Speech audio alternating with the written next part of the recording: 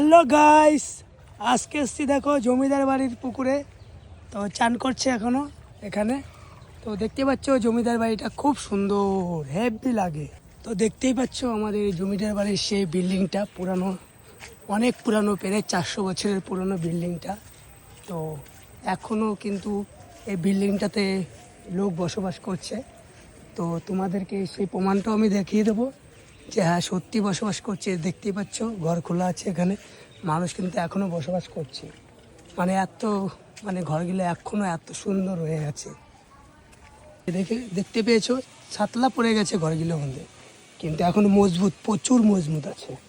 তো আমাদের 400 বছরের সেই যে দুর্গা মন্দির, তো ওই মন্দিরটা সত্যি অনেক জাগ্রত আছে। তো তোমরা আসতে পারো, জায়গাটা দেখে যেতে পারো, অনেক সুন্দর লাগে। তো আর এই যে জমিদার বাড়ির গেট এটা, ঠিক আছে।